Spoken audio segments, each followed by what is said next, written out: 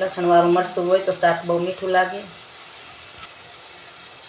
અજમો છે, અજમો પણ નાખ્યો છે. હેલો મિત્રો, જય માતાજી, દ્વારકાધીશ. સ્વાગત છે ફરીવાર એક મારા નવા વિડીયોમાં. તો આજે આપણે નવી રેસીપી લઈને આવ્યા છીએ. તો વટાણા અને લીલા ચણાનું શાક.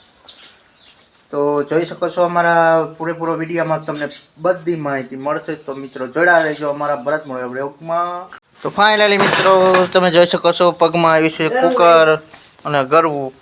અને તમે જોઈ શકો છો જો કોણ કોણ છે.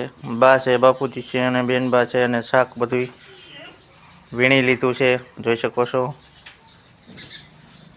તો હવે આને વઘારવાનું છે, તો સંપૂર્ણ તમને માહિતી મળી રહેશે. તો બના રહેજો વિડીયોમાં. તો ફાઇનલી મિત્રો આપણે લઈ લીધા છે વટાણા અને ચણા બે ફોલીને કમ્પ્લીટ એક થાળીમાં લઈ લીધા છે. અને કુકરમાં આપણે બાફવાના છે.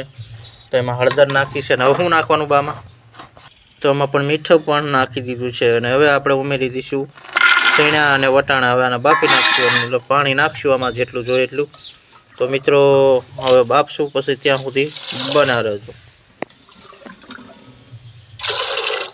તો ફાઇનલી મિત્રો જોઈ શકો છો ચણા લીલા બફાઈ ગયા છે. વટાણા અને ચણા મિક્સ તમે જોઈ શકો છો.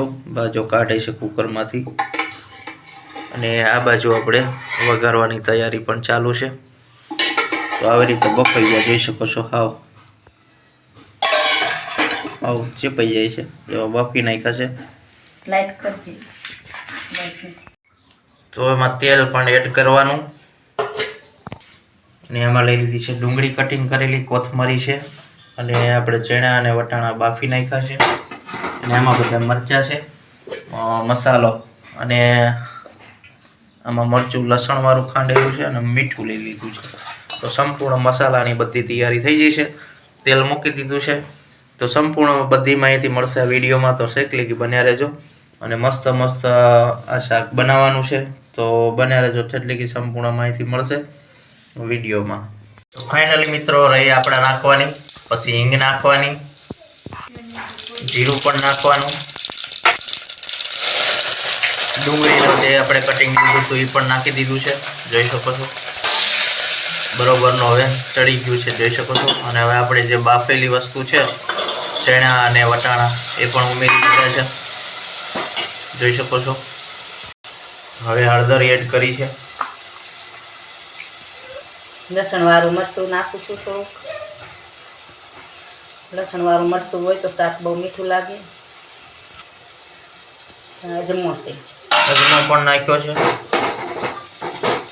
મસ્તીનું શાક આપણે વઘારવાનું છે.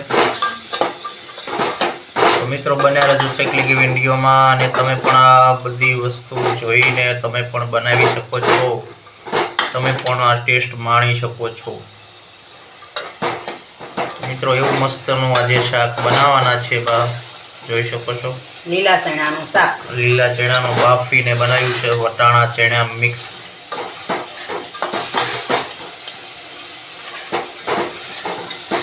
આ શાક એવું બને તમે જેનું ખાતા જ રહી જાઓ.